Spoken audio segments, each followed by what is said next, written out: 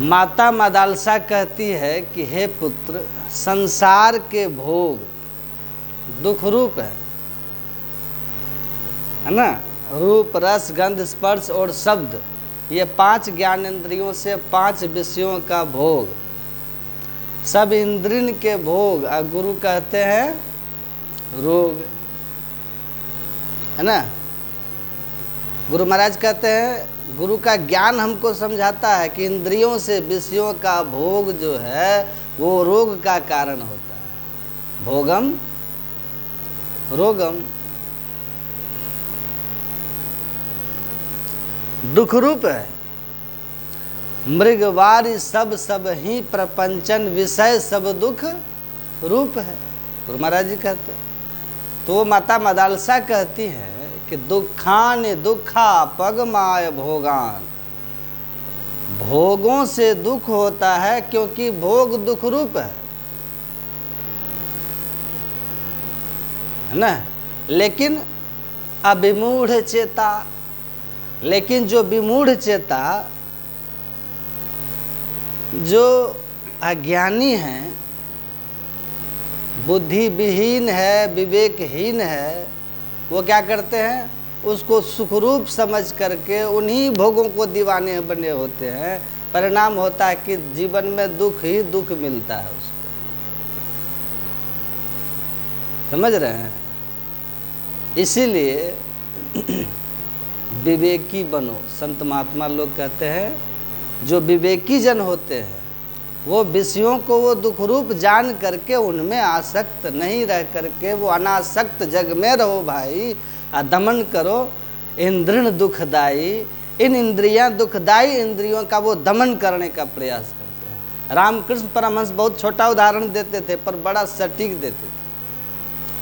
खुजली की बीमारी जब हो जाती है तो खुजलाने में बढ़िया लगता है, नहीं लगता है? अच्छा लगेगा, लेकिन थोड़ा देर खुजला करके छोड़िएगा तो बड़ी तेज पीड़ा करेगा।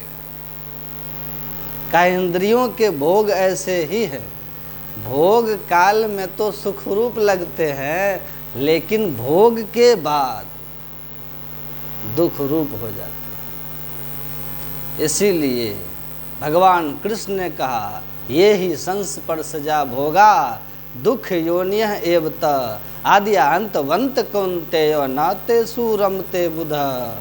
इंद्रियों का विषयों के संपर्क होने से जो सुख की अनुभूति होती है वो बिल्कुल क्षणिक होता है,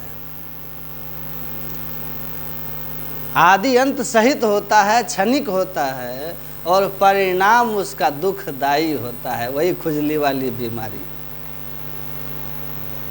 इसीलिए बुधा, संत महात्मा लोग कहते हैं, विवेकी जन विषयों के पीछे नहीं रमते हैं।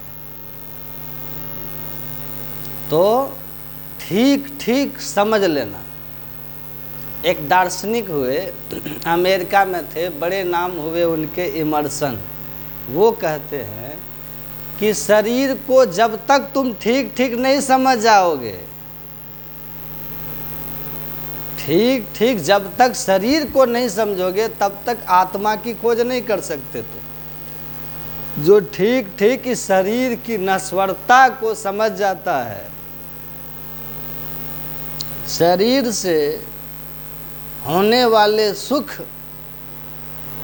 के ठीक ठीक महिमा को समझ जाता है कि शरीर के द्वारा जो भी 5 विषयों का हम भोग करके सुख प्राप्त करते हैं वे सुख दुखदायी है, तब तक सच्चा सुख जो आत्मा में है उसकी खोज शुरू नहीं हो सकती है। शरीर की नश्वरता, शरीर की सच्चाई ही आत्मा की खोज शुरू कराती है। इसीलिए सबसे पहले ठीक ठीक तुम शरीर को समझो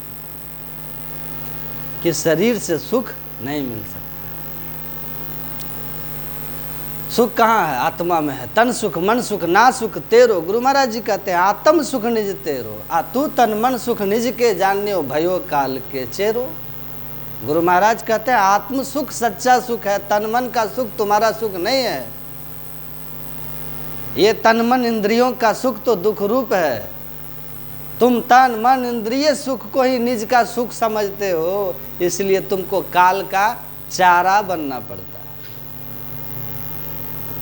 तो जब शरीर की नश्वरता हमको समझ में आती है, शरीर का स्वरूप हम समझते हैं, तो आत्मा की खोज होती है। और जब संसार का स्वरूप हम समझ जाते हैं तो परमात्मा की खोज शुरू होती है ना।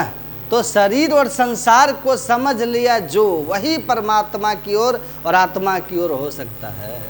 इसीलिए ठीक ठीक पहले संसार के स्वरूप को समझना चाहिए और शरीर के स्वरूप को। गुरु महाराज कहते हैं, यह जग जानो महा छलाई, यह संसार महा छलिया है ना, ये सबको छलता है। एक राजा अपने दरबार में बैठे हुए थे, उनका मंत्री बड़ी चिंतनशील होकर के अपने राजा की ओर वो देख रहा था। मंत्री, राजा ने पूछा, हम आप लोगों को क्यों सुनाते हैं पता है? क्योंकि मुझे पता है। बादि बिरति बिनु, कहते हैं ना, बादि बसन बिनु भूषण भारू, बादि बिरत बिनु ब्रह्म विचारू। शरीर पर वस्त्र ना हो तो उसको कितना भी जेवर पहना दीजिए, उसके शरीर की सुंदरता नहीं निखरेगी। वस्त्र के ऊपर ही जेवर गहने शोभायमान होते हैं।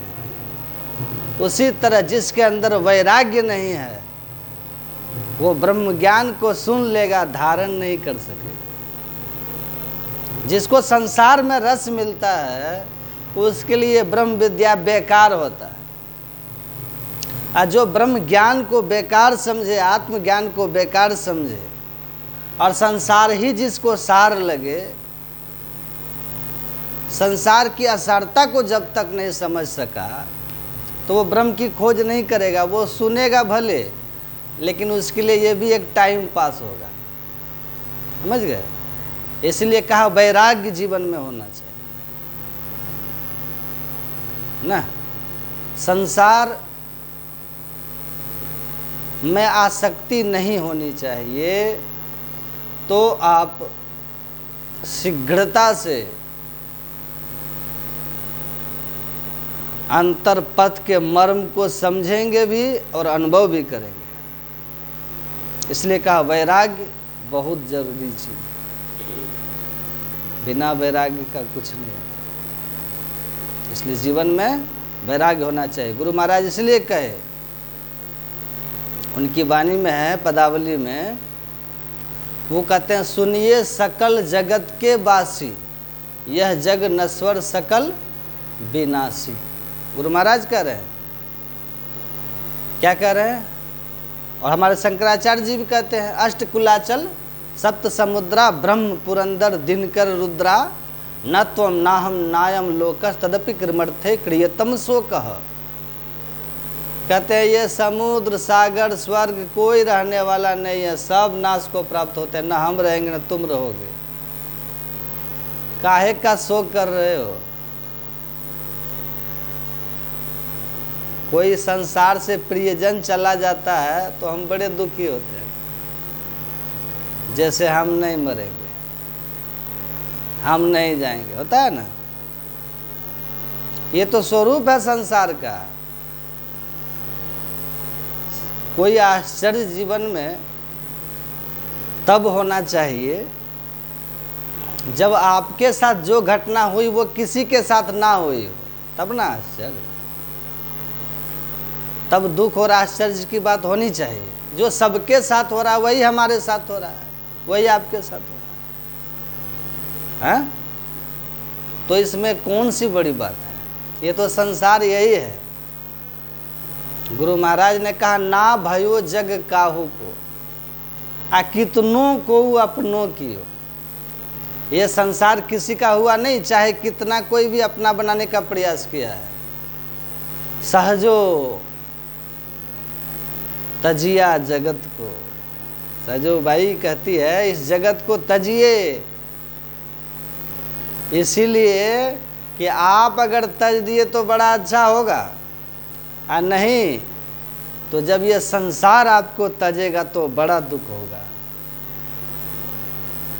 क्योंकि एक दिन ये संसार आपको छोड़ेगा। अगर कोई आपको कहे कि कुर्सी छोड़ो, उससे पहले कुर्सी छोड़ देने में इज्जत सलामत हो जाती है कि नहीं। आप बैठे हैं, कोई कहे कि उठिए ही बैठेंगे तो बेइज्जती हो गई। लेकिन विद्वान वही है, बुद्धिमान वही है कि सिचुएशन भांप लेता है कि वो बड़े आदमी आ रहे, हमको उठना पड़ेगा, तो वो कोई बहाना करके पहले ही उठ जाएंगे, तो वो सम्मान उसका सुरक्षित है। तो कहा कोई उठने के लिए कहे उससे पहले ही उठ जाना बुद्धिमानी है। यमराज आकर के कहे संसार छोड़ो, उससे पहले ही संसार को लात मार देना बड़ा उचित होता है। एक गधा था और वो बीमार पड़ गया था। उसका मालिक गया डॉक्टर के पास, जाके कहा गधा बीमार है, दवाई दीजिए। तो कहा कि ठीक है, दवाई पीस के दिया, कहा ले जाओ गधा को खिला देना। कहा कि गधा आराम से दवाई खा लेता तो फिर गधा क्यों कहते हैं उसको? नहीं, विचार लीजिए, उसको गधा क्यों कहते हैं जब वो आराम से दवाई खा लेता तो वो डॉक्टर बोले अच्छा ये बात तो सही है। तो कहा उपाय बताइए, तो गधा को दवाई कैसे खिलाएंगे? तो कहा कि एक काम करो, एक ठो पाइप पपीता का डंठल का पाइप बना लेना, ये दवाई जो है डंठल के मुंह पे रख देना, एक मुंह गधा के मुंह में डाल देना, एक पाइप एक तरफ, एक तुम अपने मुंह में लेके जोर से फूंक मार देना, गधा के पेट में घुस जाएगा दवाई। तो कहा कि हाँ ये सही उपाय है। उपाय तो आप ठीक बताए। वो पाइप ले गया, दवाई डाल दिया, गधा के मुंह में डाला पाइप, इधर अपने मुंह में, तैयार हुआ कि जोर से फूंक मारना है ना ताकि वो दवाई अंदर चला जाए। ये दम ले करके पूरा सोचा फूंक मारे, बस पहले गधे छींक मार दिया। पहले गधा को सर्दी जुकाम था, ये अभी तैयारी में था कि गधे छींक दिया कस के फू, बस दवाई इसी में घुस गया, उल्टे हो गया। अब जिस दवा को गधा खाता तो वो गधा ठीक हो जाता, आई बिना बीमारी के गधा का दवाई आदमी के पेट में, यही बीमार हो गए हैं। तो आप तैयारी में रहिएगा कि हम संसार छोड़ेंगे, संसार छोड़ेंगे, तब तक जमदूत आ जाएगा, फिर हम पड़ जाइएगा। इसीलिए सहजो बाई कहती है, सहजो भज हरि नाम को, तजो जगत सोने, अपनों तो कोई है नहीं, अपनी सगी न देह। यही कहे गुरुदेव जी, यही पुकारे संत, सहजो तजिया जगत को तो ही तजेगा अंत। तुम पहले छोड़ दी तो बहादुर हो गई, नहीं तो जब ये जगत तुमको लात मारेगा तो बड़ा दुख होगा, बड़ा दुख होगा। तो ये संसार को ठीक ठीक समझना है। संसार का स्वरूप ही और उसका तरीका भी, मगन हो भव अम्बु निधि में, कृपा सिंधु मुरारी। सूरदास जी महाराज कहते हम तो मगन है। कहाँ मगन है भाई? भव अम्बु निधि में, संसार समुद्र में हम मगन हो गए हैं। कौन से संसार समुद्र में? समुद्र ऐसा समुद्र है, समुद्र में अनेक तरह के जीव, भयानक भयानक जीव है। निद्रा भय सरिस रूपम, हिंसादि तरंग तृष्णावर्तम, दार पंकम, संसार वार्ध तंतुम, सूक्ष्म मार्ग अवलंब। ऋषि कहते हैं जिस संसार में हम लोग मगन हो रहे हैं, ये ऐसा सागर है जिसमें निद्रा भय भयानक जंतु हैं, निगल रहे हैं तुमको।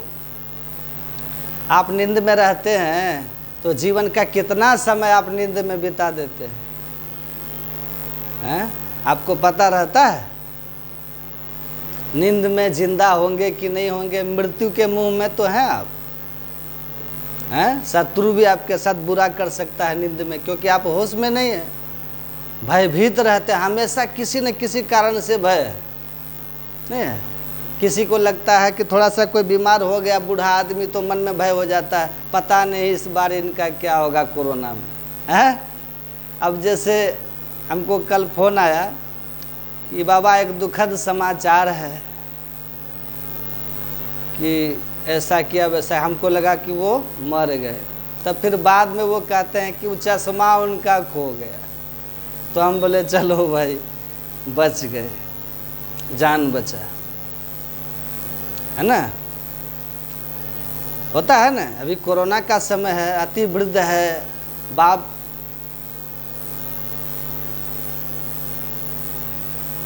के समान है, क्योंकि ऐसा भाव हो जाता है ना। तो वृद्ध है और कोरोना काल है, तो भय तो वही चीज़ को लेकर रहता है। कभी भय रहता है कि हमारे साथ बुरा हो जाएगा, नहीं होता है। अभी बेटा का किसी को ब्याह करना, मन में सोचेगा पता नहीं पुतहू कैसी आएगी, सेवा करेगी कि नहीं करेगी, हैं? कि हम दो, हमारे दो में वो मस्त हो जाएगी, है कि नहीं?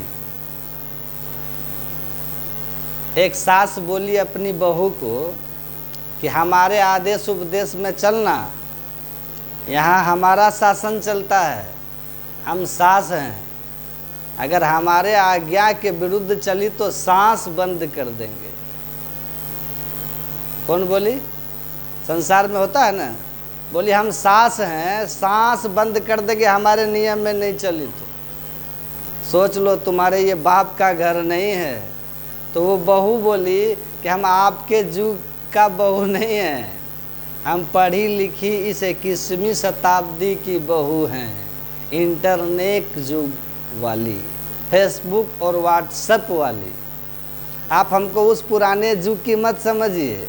आप सास अगर सांस बंद करने वाली हैं तो हम भी ये आधुनिक युग की बहू हैं, आपका लहू पी जाएंगे, समझे?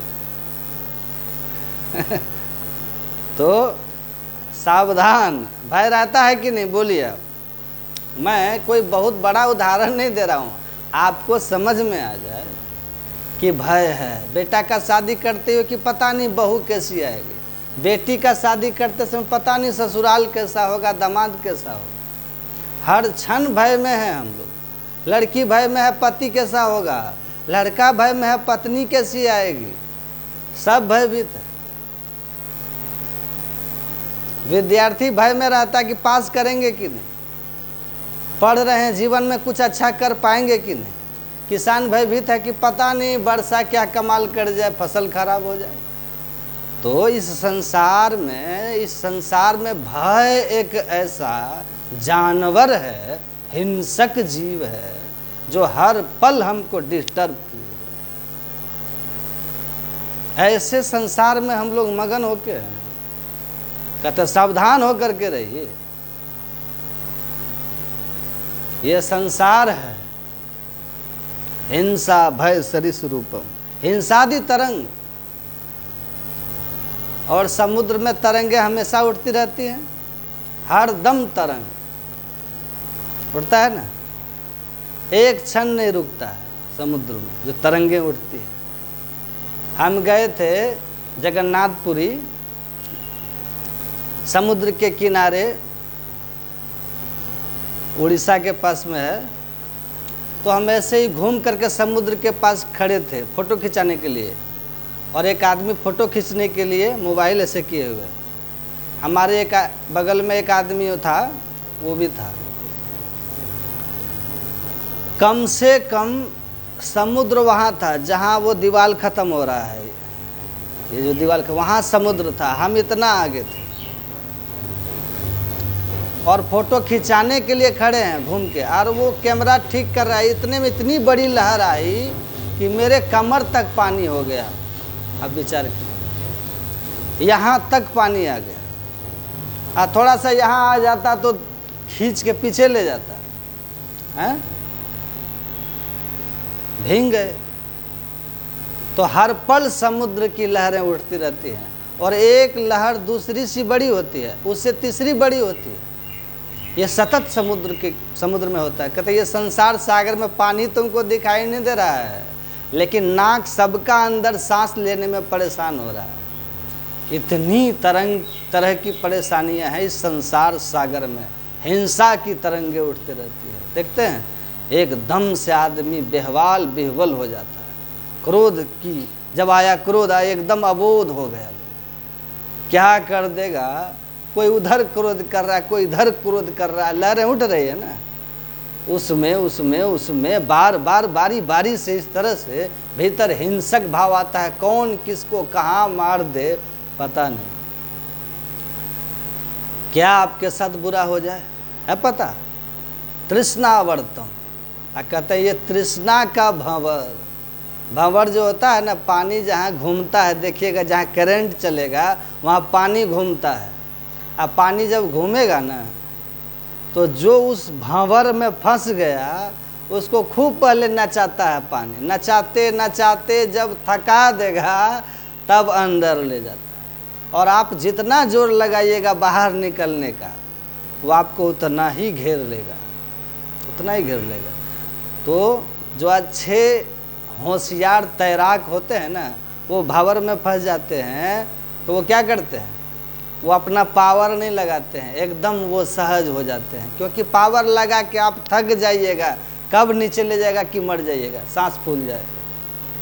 तो वो सहज हो जाएंगे अच्छे तैराक। और डुबकी जब आता है तब उस समय वो भागते हैं। भंवर में डुबकी मार के ही आप निकल सकते हैं, ऊपर तैर के नहीं निकल सकते, मर जाइएगा। तो कहा यहाँ तृष्णा का भंवर है।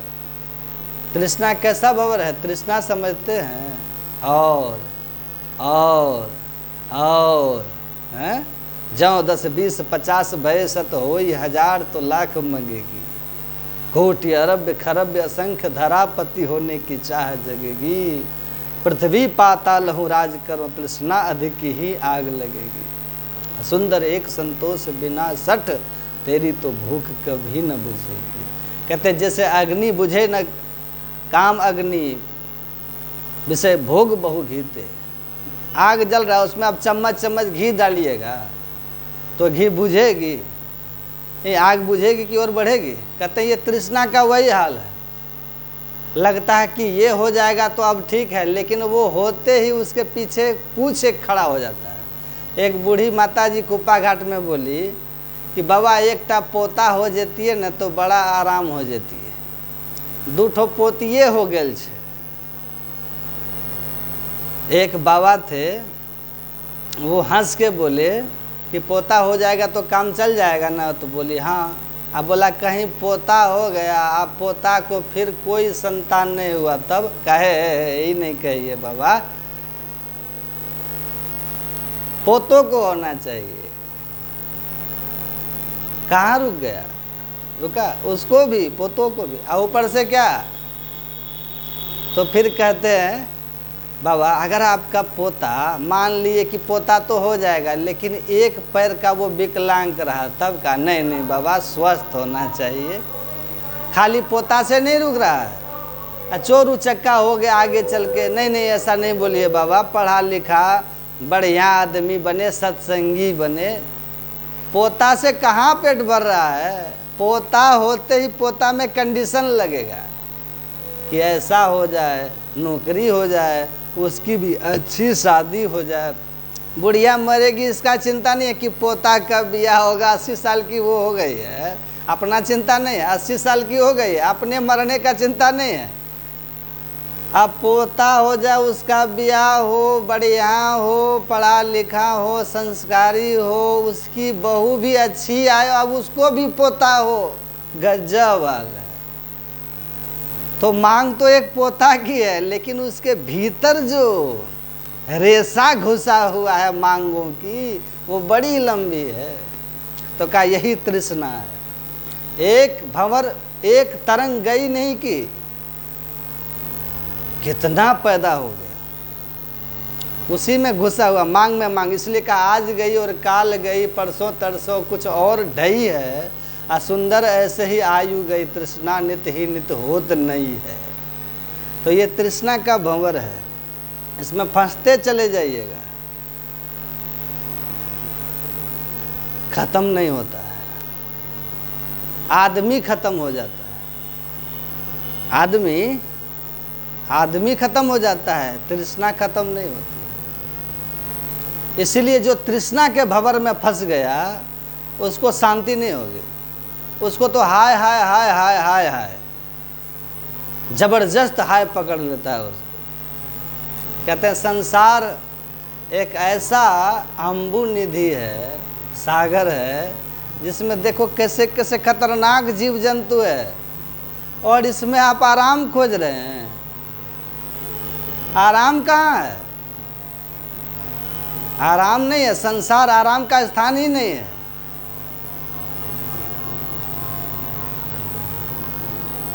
अम्बु निधि में क्या कहा?